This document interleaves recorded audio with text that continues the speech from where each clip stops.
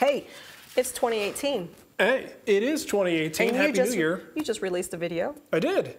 Mr. Motivated. I know. I did the drill press or a drill bit cabinet video and then 2 videos for the guild this week. It's been a busy, busy time. We have a new sponsor. We have a new sponsor. I just like repeating what you say. Yeah. you should just talk. Yeah, so actually we're working with Titebond now, and super excited about that. I saw the Titebond, that's why. Yeah, not going to say much about it, but you know, Titebond is a product I've used for a long time, so it's a no-brainer for me. It's not like it's a mattress company, you know what I'm saying? Okay. So it is Friday Live. This is our PM show. Thanks to the folks at Patreon who support us, patreon.com/woodwhisper. We get to a certain dollar level and we do this PM show. It just has a different vibe to it. Yeah. We're usually a little more tired. A little bit. Sometimes a little bit more buzzed. But today it's all about the coffee, baby. A little bit of decaf. I got my Fallout Loot Crate box today, and it had this sweet coffee mug inside. Sweet. All right, let's do the non-woodworking thing real quick. Don't read the whole thing. Yeah. This is from Kara and Craig in New Zealand. Yeah. So one of the reasons, Kara, I just picked this up today because I have been injured, and they kept on saying, you have a package. So they sent us some really nice gifts for the kids, and they also sent this. This is from... This is pretty awesome. altitudedesignstudios.co.nz. So this came from where they live in Dunedin. Dunedin, New Zealand. I love it. Makes me terrible. Sounds like the Swedish chef. So, Dunedin, Zealand. So this is the word... Was it aurora? It looks like aloha. No, but it's Araha? Araha, meaning love, and the spiral design, the kura, is based on the, what is it, unfurling silver fern frond. Yeah, Man, they're national plants. You're testing my vocabulary here. Our national plant, featured on the all blacks shirt? All black shirt and symbols. New life, These growth. are words we're not familiar with. Well, I'm also, she has nice penmanship, but I can't read. Yeah, I can't read. Symbolizing new life, growth, strength, and peace. So we can put this in either in the house or the garden. Indoor, outdoor. I kind of want it in the house. It's really nice. It's very cool looking. Thank you so much. They sent a bunch of stuff for the kids. Like you guys went overboard. I filmed some of it, Kara. Yeah, we'll send you some videos. I'll send you some videos. And did I hear that this is limestone? Oh yeah, she did. Something like that? It's a native stone to the region. He's a limestone cowboy. Okay. A compact limestone, which is used a lot in buildings. In Atoga, Pretty where Dunedin. Stop it. All right. So let's get to thank you guys. We really appreciate it. Oh, before I get to the questions, got another thing from rubberchucky.com. Oh, I was wondering, was that in the other package? Yeah, you're going to like this. Okay. You guys are going to like this too. So we made the spatula recently, right? Yeah. And this is... Oh, dude. This is John George who sent this to us. This is a hickory spatula that he made absolutely beautiful. And I guess because we did that spatula episode, there is this little invention called the Rubber Chucky, I guess is the name of the company. I love it. Yeah, and basically you put this on the lathe and it's got a little thread on here.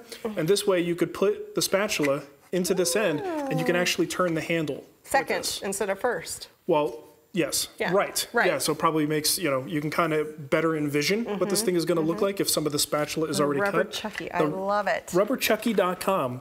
So highly recommended, and if you're going to be batching out things like this is going to come in handy next year when I make gifts for like the whole neighborhood and I make some utensils. So thank you so much, John. Really appreciate that. I'm totally going to use this to chop the meat. Yeah, we're going to chop the meat, baby. He said he only put 1 coat of oil on it, so we'll have to put a little bit more, and then we will chop the meat. All right, let's get to our questions. I have some pre-selected questions from our friends at Patreon, and Nicole will grab some questions here and there, and we'll just plow through it. Got quite a few today. Mike Davies wrote in. He says, hey guys, happy 2018. Same to you. Wondering about dust collection systems and drops, blast gates. I'm going to sum this one up because it's a little bit long. He basically wants to know, when you have a drop, can you split off to more than one tool? And, as I look around my shop, generally speaking, I only split off to 2. So every time I have a drop, it then will go to a Y and it then branches off to 2 separate tools. So my table saw and jointer are together. The planer and the drum sander are together. 2 of my stationary sanders are together. That's the way it was designed from the folks at Oneida. So anytime you are splitting off, more than twice, it's definitely going to be problematic. It's going to sacrifice the airflow. But keep in mind, when you have that many splits, you can use blast gates to kind of control that airflow. You still get a little bit of a loss, but at least with a blast gate, you can kind of control it a little bit. So I think the best course of action is to get a design service done. I don't know, sometimes they have free stuff, especially if you buy their ductwork. Check with Oneida, check Penn State Industries, check Clearview Cyclones, maybe they'll do a design work for you. But get it professionally designed. There's a lot of calculations involved. They want to know exactly what tools you have, what port sizes, and they'll help you figure out the best way to lay it out. Since you brought up Oneida, I would like to say that Did you see this? I'm giving away. This would be a great opportunity for Nicole to talk about the awesome giveaway this month if she hasn't yet. Perfect, Mike. So you have a dust gorilla, right? Yeah, I do. I'm giving one away this month. Damn. So Oneida. That's some hot stuff, Nicole. Us up, is going to hook up somebody. Someone's getting hooked up. I don't know what's wrong with me. Anyway, go over to thewoodwhisperer.com/giveaway and enter this month for that Oneida table saw and spray system last month. Congratulations to Clive, who won the table saw, and Bryce, who won the Mini Mite 4. And then this month, a I'm sorry if I freaked you out if your name is Clive or Bryce, but it wasn't you if you didn't talk to me. So I'm sorry. If you haven't heard from Nicole yet, it wasn't you. It wasn't me. Mitchell Winter says, what do you consider must-have jigs for the shop? Bonus, what is your favorite Flight of the Conchord song? I'll let you think about the Conchord song. That's a hard one. It's business time. No, that's not my favorite. That is my favorite. No. Tears of a Rapper? No. What is it? Sugar Lumps? That was pretty good. Oh, on Wood Talk. You know how people are trying to give me a nickname on Wood Talk because we've got the Sugar Lumps? Is that albino, your nickname? It's very close. So we have the albino gorilla, the hairy giggler, and some guy came up with it, and I love it. Sugar Tats. Sugar Tats. Right? That's pretty good. That's pretty good, yeah. Sugar Lumps is really one of the best songs. No, just in general, not just too many. So many good songs. Things on the dance floor is pretty good too. I'm trying to not get so many things on the dance floor. So many. Look it up. Too many on the dance floor. Okay. I like that one. That was a fun. Must-have jigs. Crosscut sled. That's an absolute must-have. I think you can get away with not really having much else. It kind of depends, at least for me, a lot of times the jigs I build are project dependent. So I'm not sure other than maybe like a tapering jig. Tapering jig is a good option, something you'll probably get a lot of use out of. Some kind of a router flush trim sled is a good idea, something that you can have those little toggle clamps on and use it as a carriage for flush trimming, but a lot of times that's project dependent as well. Aside from that, I think that's really about it that I consider to be necessities. So I'll just kind of build as I go. If I need something, I'll build it. Sometimes it's a one-time use, sometimes it's a two-time use, whatever. But yeah, that's about it. That If You're Into It song is pretty funny. Though that was never on any of their albums. It was only on the TV show. Oh, really? I hear they're coming out with another TV show season. That's good news. I love them. Matthew Hall says, let us say you're starting your shop over again today, and let us assume that you have a fondness for the metric system. Would you use metric in your shop? How easy is it to use metric when woodworking in the US? Would you need to worry about getting metric router bits and other tools? Are there pitfalls other than the confused looks you would get from most of your fellow Americans? I ask because I'm about to buy some layout tools and have to decide between metric and US customary. That'll run me over a couple $100, and I'd like to spend my money once. I think if you're already inclined to use the metric system and you've got some familiarity with it, you look at things based on tens and say that makes a whole lot of sense, I'm going to do that. I don't really think it's that big of a deal because everything you buy, even if it's in the U.S. Imperial Standard, whatever they're calling it these days, you can get pretty close with millimeters. So like 18 millimeter ply, 3/4 inch ply. When we produce plans, we don't actually design in metric. We convert from imperial to metric, and then we make sure we put a little red note on there that says these are converted numbers. So you're going to want to double check and make measurements to make sure with relative dimensioning that your parts fit, because we can't absolutely guarantee they're going to be perfect. So if you're in the US, you are going to be going against the grain, but if you like the metric system, you could buy just about any tool that you need for the most part, or any measuring device in metric. So anything you would need to actually do the measuring with, the stuff that you do in your own shop, you should be able to handle that. It shouldn't be too big of a problem. As Matthew Hall that asked us, Jason Williams in the chat room said, what's the best way to measure and cut? So you're talking about cutting and measuring and things like that. So. Okay. A little bit of a different question. You brought up relative dimensioning. Yeah. I'll talk about that in a second. So yeah, I think it's possible, but I do feel like you are going against the flow. Everyone else is using a different system. I got to get out of the flow. I'm already in the flow. That's what got me in here. Name the movie. You get a free guild project. Don't do that. I hate when I do that. Oh, Nicole. You do it. Oh, okay. So if you like it, go for it, but understand you're going to have to make some compromises, and it might be a little bit of a pain in the butt depending on what you do, who you talk to. For me, if I were doing it all over again, I would do exactly what I do right now. I use the system that is consistent with where I live. It just makes my life a lot easier. Michael Gomez got it. Yay! Elf. All right, Gomez, we're hooking you up with a project. Email me at nicole@thewoodwhisperer.com. Let's get on with this. Yoso says, what's the deal with bronze planes? Are they supposed to be better than the iron ones, maybe heavier? Also, what angle frog would you recommend for Lee Nielsen's number 4 smoother? It's a beautiful plane, by the way. So brass. You might look on my wall and notice that I don't have any. All of mine are iron. I just don't own any, just no particular reason. Brass, generally speaking, you're right, it is heavier. Another advantage to brass is the fact that it really doesn't rust. So if you are in a high humidity area and you're constantly fighting rust on your tools, one of the things that could help you is a bronze plane, because it's, did I say brass? Whatever, brass, bronze. What's the difference between brass and bronze, Nicole? I think it's bronze. Let's go with bronze. I think the bronze planes. The funny thing is, Nicole has a very accurate bullshit detector, and she knows when I start making things up. We're pretty much at that point right now.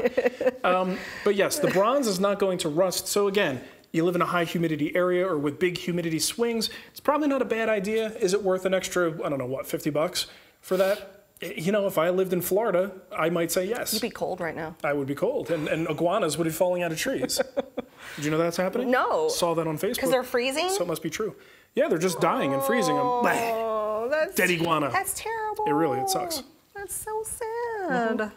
Gosh, I hope I don't you know guys if it's are keeping true. warm. It was a story I saw on Facebook. I know. You're going to perpetuate. But it's cold, and iguanas do not like the cold. That's true. I used to have, I had 3 iguanas. You did? Huge. Did you have any? Huge. You didn't have any iguanas when I met you. No. And you know what sucks? You know what sucks? It's snakes. When you don't handle them enough and they're not used to you, and then you go to pick them up and move them, and they go like this. They're like, whoop-ow! They're like, hey, man. Yo, man. Hey, man, get off me. They whip you with that green, hard tail, and it hurts. Yeah. Okay, so it's up to you, but I do think they're beautiful. And the other thing is the bronze is going to be a little bit softer. I don't know how much of a difference that really makes. I mean, I treat my planes pretty well, so you might be able to dent it easier. But some people say that the bronze slides a little bit more smoothly over the wood. But again, put a little wax on an iron plane, I don't think you're going to really have much problem. So there are some advantages. I wouldn't really worry too much about the disadvantages on that.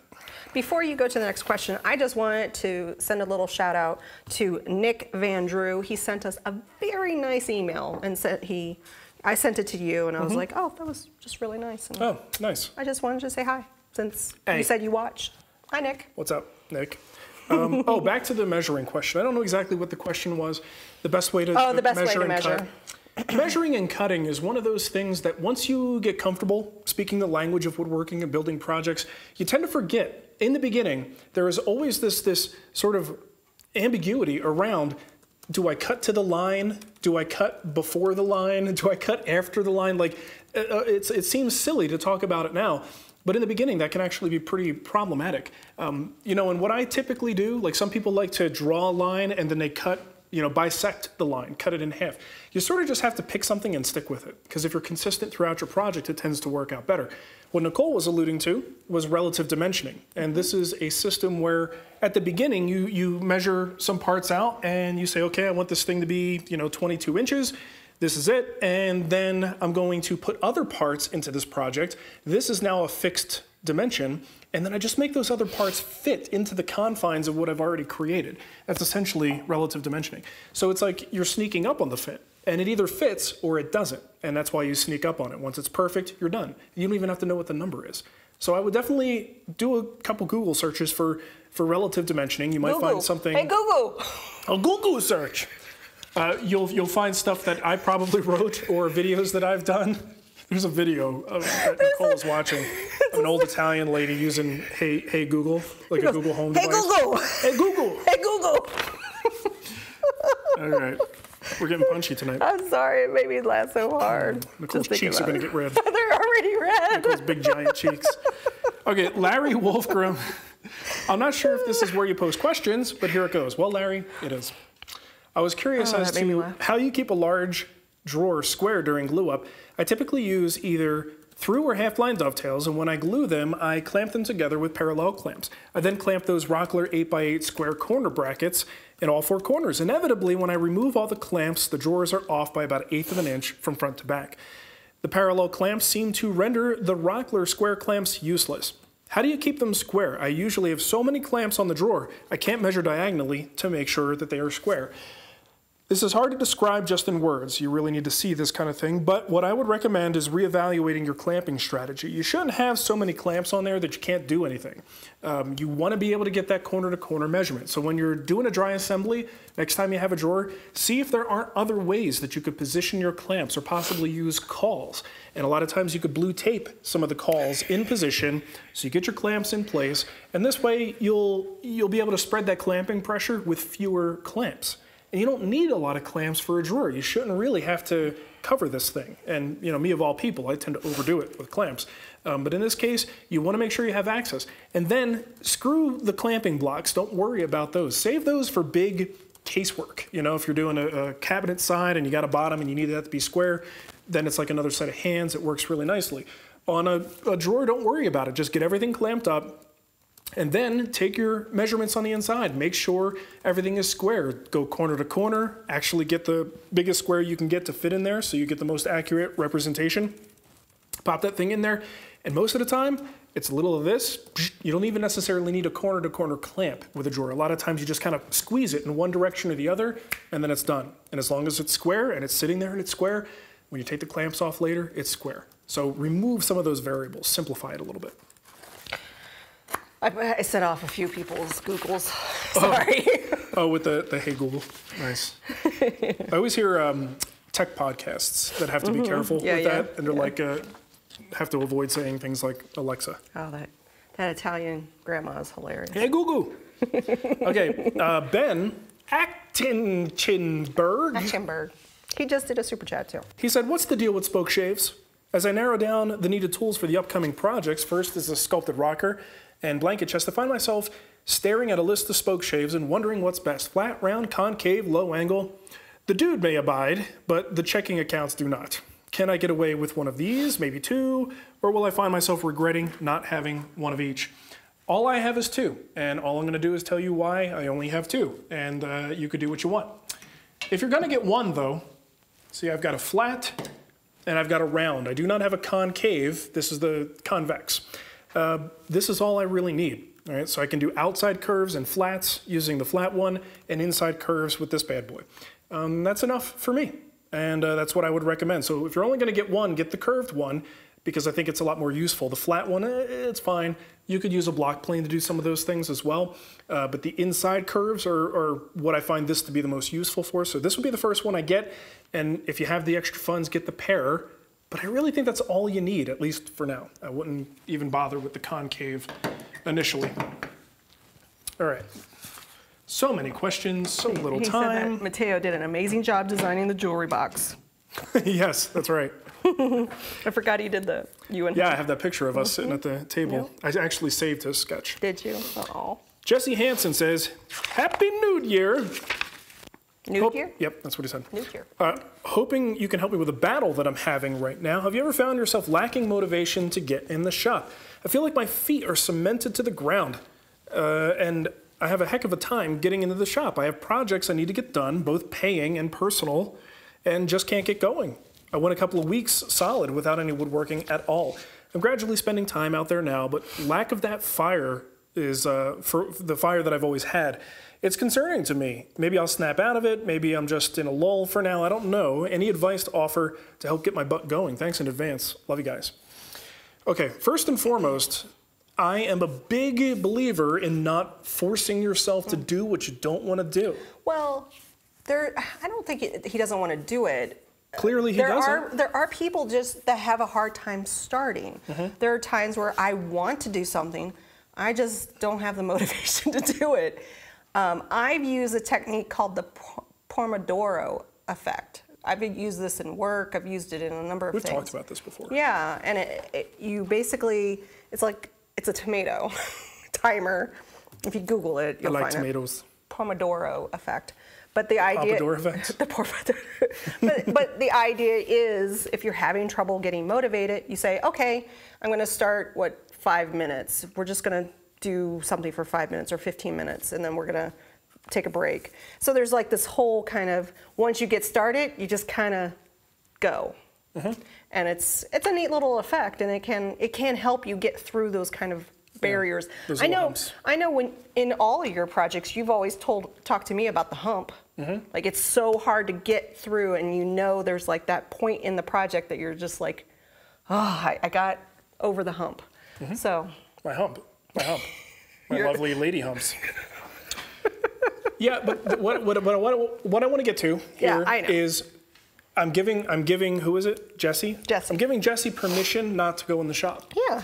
I do think that, there are other things in life. Now, here's the thing. He's got obligations. He has paying jobs. Those you got to do. Yeah. Right? Personal projects can wait. And sometimes a little time away is really, really good. Really, really. Really, really good. I find that when I take a break, like a forced break from work altogether, that even though I'm taking a break from work, which means no filming and stuff like that, I still get the urge to come in the shop and do like a shop project or a rearrangement. In fact, I did a little rearranging, maybe I'll show it to you later, but I moved some stuff around. I wanted to kind of streamline the shop a little bit more as I move into future phases of my shop evolution. And it was during my time off that I did that, because that's not work to me, that was fun. So what I'm saying is, you can take some time off, don't sweat it, don't force yourself to go out there if you don't have to. Now, if you are in a position where you're just trying to get yourself motivated again, you know that this isn't a permanent issue, you just want to get that little kick in the butt, think back to what it was that excited you. And for me, sometimes I will watch Woodworks. I will watch New Yankee Workshop, episodes that I've seen a million times. But for some reason, when I watch those, it just makes me want to be out here. That's where my motivation comes from, and that will always light a fire in me. If I can get my head around some shop projects, that, like the drill bit cabinet is a good one. I knocked that thing out in 2 days because I was excited to do it. So shop improvement projects are something that excites me. So find that thing that excites you, the reason you like doing this stuff in the first place, and do that. Even if it kills a day or two of your productivity, do it, because that might be the thing you need to get yourself back into it. Or if you're just lazy like me, you can try that technique that I was Or you can try the tomato. Tomato technique. That'll work good. I put a link in the chat room. Okay, David Teal says, here's a question. When doing dovetails on drawers, how do you go about finishing the pins perfectly but leaving the tails and sides without finish? Is there an easy way? I want sharp lines and haven't come up with a great solution that doesn't involve tiny paintbrushes and lots of swearing.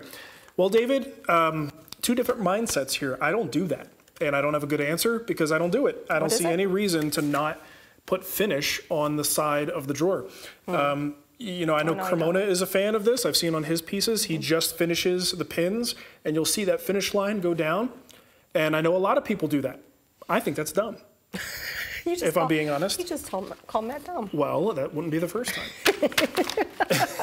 I don't think there's any reason not to finish the drawer side. I could see arguments for not finishing perhaps the inside of a drawer, depending on what you're doing with it. You don't want to stank up clothes or something like that. But on the outside surface of the drawer, put some finish on it. Who cares? So what? So what? Who cares? Who cares? But there might be a solution, and I don't have it for you.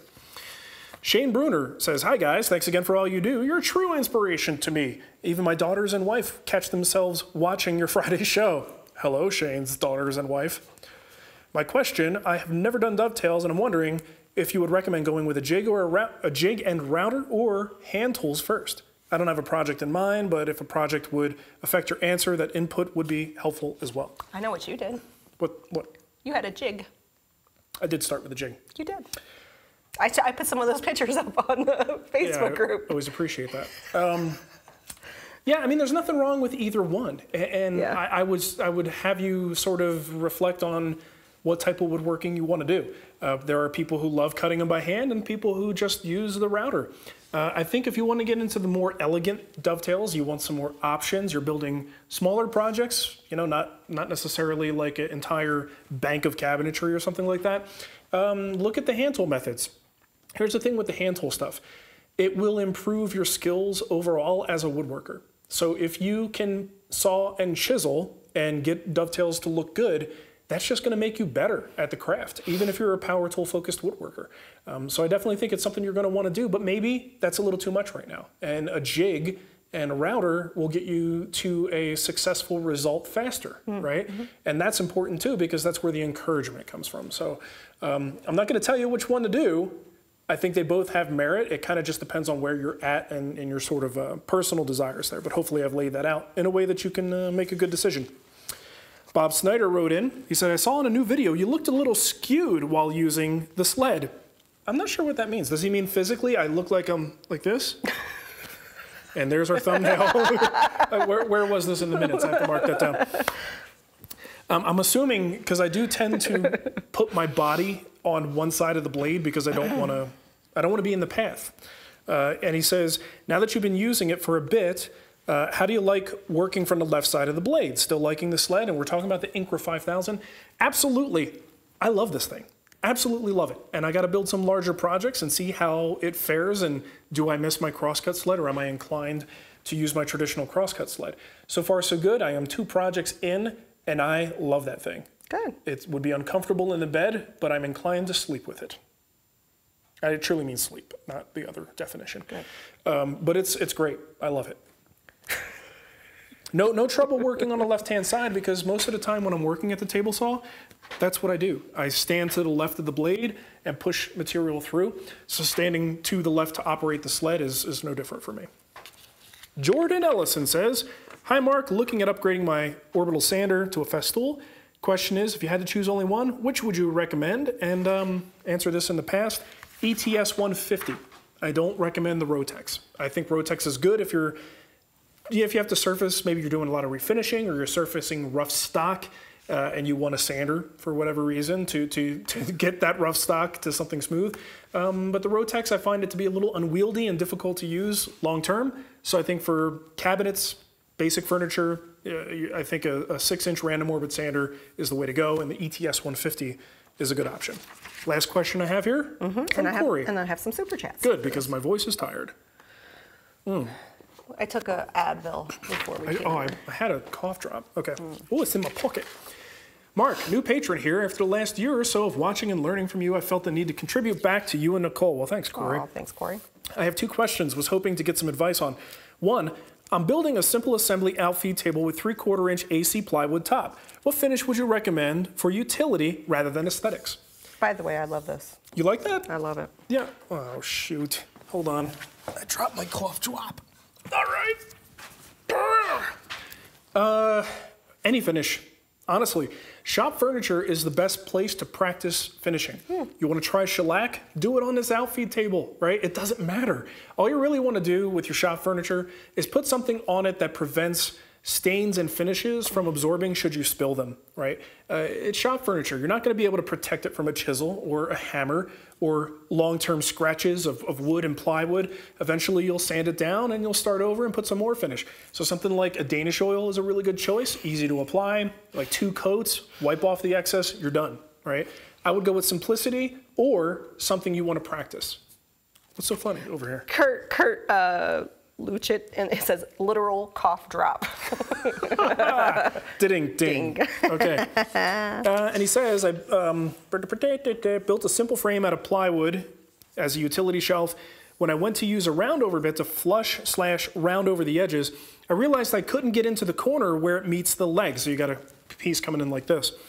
So he's got a 1 to 2 inch gap of unfinished edge. Any tips to finish that space where the router base prevents me from going? This is something you run into a lot, and I highly recommend you use a rasp. Okay, you could also get a piece of sandpaper, put it on a thin piece of plywood or something, make a sort of a hard sanding implement that you can continue the round over into the corner. But I like to use a rasp. It's much faster. And basically, if you're not familiar, a rasp is like it's a wood file.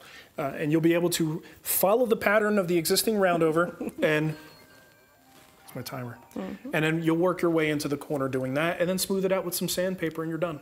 Bada bing, bada boom. Bada bing, bada boom, baby. All right. So we got some super chats here.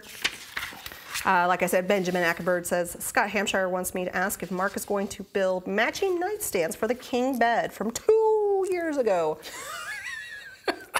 I would like some nice nightstands. We have like a hodgepodge. He has the shaker table on one side, and then I bought this clearanced nightstand. It would be really nice. Maybe when I go see Daryl Peart and we do the Fremont nightstand, I could steal one.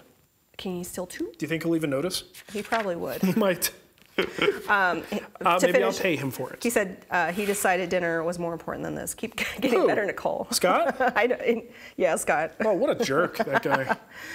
Wilbur Bossy said, have some coffee from Evansville. I'm guessing it's Evansville, Indiana. Cheers. I've been there. Uh-huh. If it is Indiana. Donna Krieger. Donna. She says, thank you for helping my husband Bob buy me the best Christmas present ever. I know. You know what she got? She got a Supermax, right? I think it's, Supermax drum sander. Yeah, it's nice. Hey-o.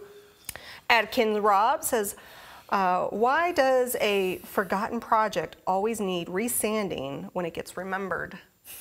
I don't know. I don't forget projects. No, when we moved, didn't you have some wood movement or things kind of? I know you've had projects in the past where things have moved a little bit. Well, I mean, is he talking about just the surface quality or wood movement, like with joinery? I mean, bottom line is unfinished wood. You know, it's more subject to the conditions. So if there's changes in humidity, if water gets on it, lots of things can happen, and it just needs to be reworked. Finish will impede the sort of absorption of water vapor and the humidity in the environment. So if you can impede that and slow it down, you don't have as much wood movement to contend with. But unfinished wood is free to do what it wants to do. So it's more likely to have problems or need treatment after a couple of months of sitting around.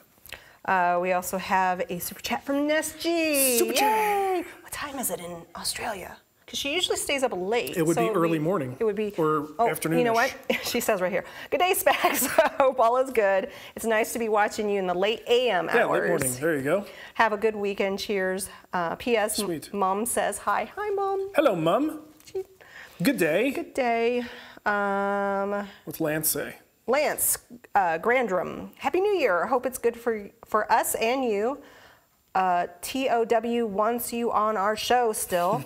I don't know what that is. They have a podcast. Okay. I know you're busy. This old wood shop, this old workshop? This old. Something like that? This old. I'm sorry, Lance, I don't remember the exact name. TOW. Yeah. Good bunch of guys, though. I bet you if we Googled TOW podcast, we'd probably find it. Maybe. Yeah. Or it would be a podcast about towing vehicles. You never know. You never know. Yeah, Happy New Year, Lance. Happy New Year, Lance. Thank you. And Aaron Guild says, I just wanted to say hi and Happy New Year. You guys are awesome. Try not to spend it all on patches. Oh. Your patches, Nicole. My patch. My transdermal patch. That's why I'm sitting here. I've been thinking about suing Aaron. Why? Guild? Yeah. Because of his last name? He's violating my trademark. No, he's not. Then you would have to go after all the guilds. I don't have a trademark. No, so he doesn't. I can't do much with that.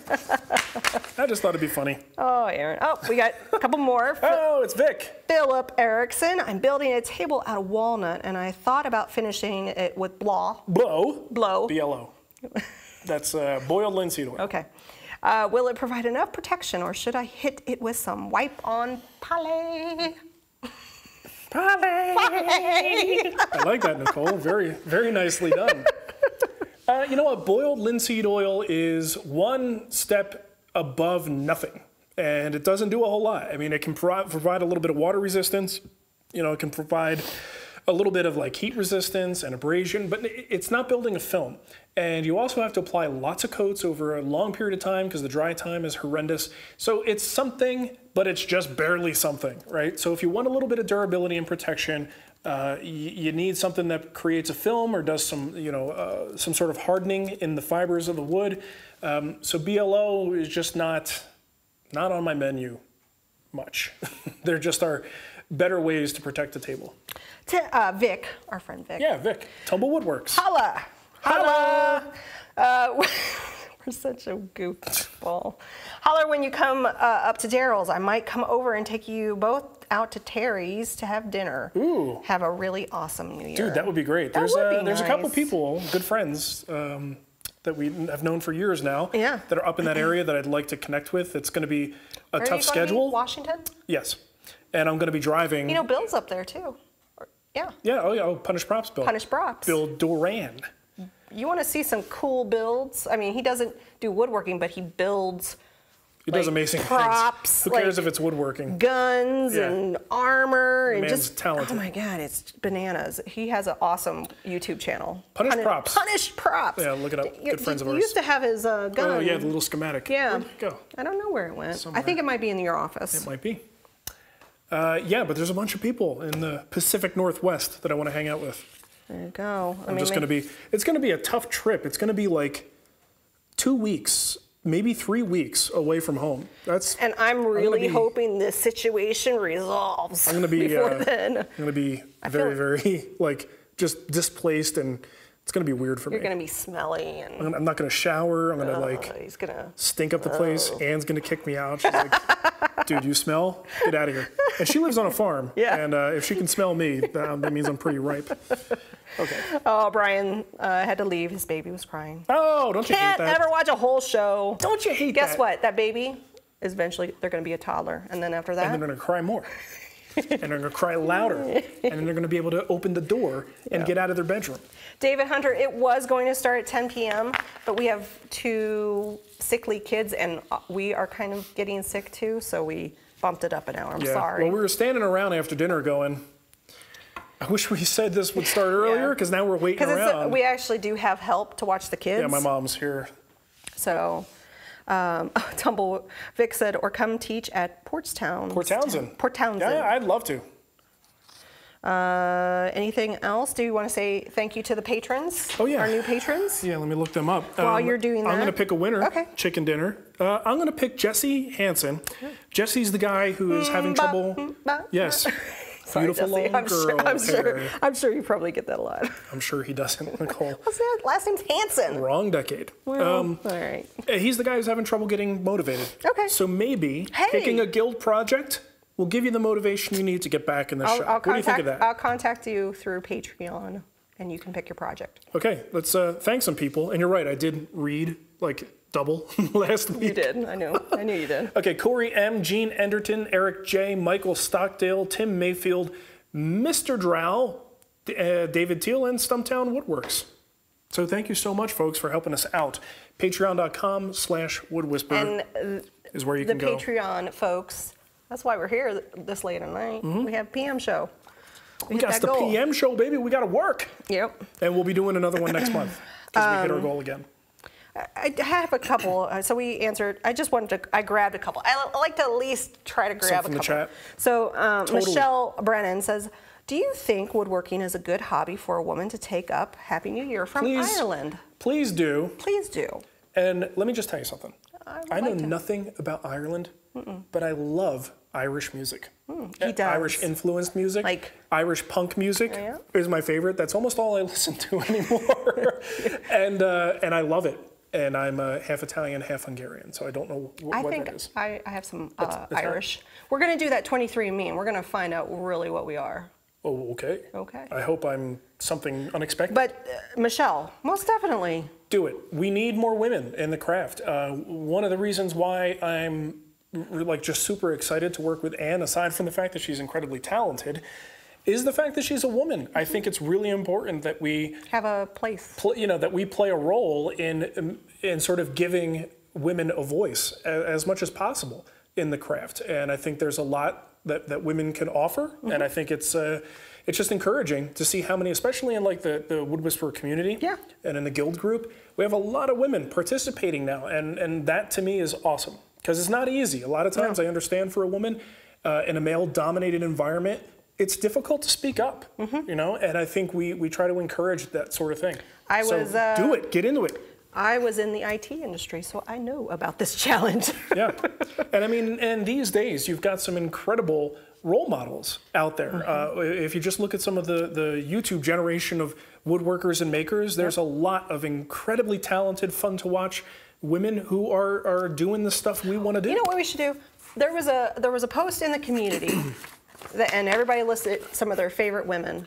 We should do just a blog post and just kind of recap all that. Just talk about my favorite women. I like Scarlett Johansson. No, women woodworkers. Although I like her when she was a little younger. No, highlight some women. She's a little too Hollywood for me. Because I really do think that women that aren't woodworking are encouraged when they see other women doing and talking about woodworking. And especially when you follow, you know, Instagrammers and you know, folks in social media and on YouTube, not just video producers, but there's just so many talented women out there, and now it's easier, I should say, to find them, and this is all good. And I will do everything in my power, as long as she's interested, to encourage my daughter to be in the shop.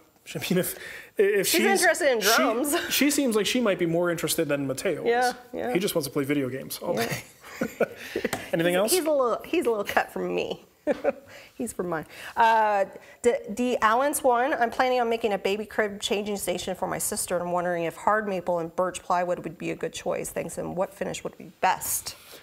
Yeah, I mean, you could use anything. What is it, a changing table? A baby crib / changing. Oh, the crib thing. Crib. Oh, I hate giving crib advice. I know you do, because he didn't even make one for us. Maple is probably, you know, the way I look at it with the wood, you know, it's good for a cutting board. It's good to be around a baby. You probably just want to go to be safe with an all-natural finish. Something like a, you know, either a pure oil or a polymerized oil is a good option. It'll give you a finished look. Not a ton of protection, but it's not something that's going to harm a baby who can and will eventually start chewing on the rails of that crib. It's just what they do. But yeah, I think you're okay. Yeah. DD Lawnscapes, getting ready to build the trestle table project from the free site. Is there any issues with using, is it 4x4 rough stock? Plain, 4/4? I don't know. Plain to 3/4, is that right? Yep. To make the top, or do you feel this would be flimsy? Yeah, I think 4/4 is fine. Keep it as heavy as you can. Don't take any more off than you need to. Try and get it a little proud. Push it to 7/8 if you can. If it gets down to 3/4, it's fine. It's not going to hurt anything. You got a lot of support, the way I designed that support, especially those two interior support brackets. It'll be okay. I like using thicker material for the top when I can, because it just looks better, it's more durable, but you'll be fine. Go ahead with the 4/4. And then I got one more super chat from Adkins Rob. Mark, how do you feel about cutting into species that are disappearing, like black walnut mahogany? I'm always conflicted. I don't know if this was on Patreon or Wood Talks. Someone asked a very similar question. It could even be him. And they said, you know, once I did some research and found out where these woods are coming from, or where this particular wood was coming from and what happens in those communities, I just can't, with a good conscience, buy that material anymore. And he said, so how do you make that decision? I'll tell you honestly, and I'm being 100%, you know, transparent here, I don't pay attention to it. I know that's irresponsible in a way, and it's not necessarily being a good world citizen, but a lot of it I don't know about. And if I hear more people tell me these things, you will see me not buying those things, right? When you hear about things like blood diamonds, right? How encouraging is that to go out and buy a huge diamond engagement ring, right? You don't see any diamonds on me, do you? You hear those stories and you go, over a stupid thing that looks like a piece of glass? I'm more pissed off at the industry for inflating the prices. Right, artificially inflating this is not diamond worth prices. what you say it's worth. But still, when you're talking about, you know, bigger issues like that, stick to domestics, man. I mean, if you have to, stay away from the stuff that's causing problems for the world and stick to the stuff that is sustainably harvested. Vic even said, what's up with black walnut? All mine is harvested domestically. I love it. Yeah, so again, if there's information to be shared, share it. And I think it's powerful for us to know these things, because if we can influence the market and it makes other people's lives better by not buying something. But do you really think like one person could influence the market? It's the big companies like well, no, the but furniture companies that are buying like it's furniture, massive. it's millworks, yeah. it's flooring. Yeah. They have much bigger impact than the fine furniture maker. Yeah, the one off. But still, yeah. if you're going to do your part in the world, sometimes you you just do your part because you should. That is true. Very good. Someone's got to start it. Yep. Okay, well, I think that's just about it. There's our little PSA. Meanwhile, the more you know. I made myself come off sounding good, but what I actually said was, I don't know what's going on. I just buy what looks good. like a dumb American. All right. Canadian. I'm not a dumb Canadian. I'm a dumb American. All right. Well, I'm going to have a cough drop now. All right. Thanks for watching, everyone. Yeah, Thank you for supporting us. We will do another show next month because the Patreon thing just came in and it was over 2. So we'll do this again next month. Next month. All right, we'll do another PM show, but next week we'll be on our regular schedule in the morning on Fridays. Yes. 10 o'clock. 10 o'clock. Coffee in hand. Mountain time. And have a happy, safe, and healthy 2018. Yes. Bye. Bye. Are we going to just hang out here? See ya. Bye. Do the stairs. Oh, somebody did want to see the table.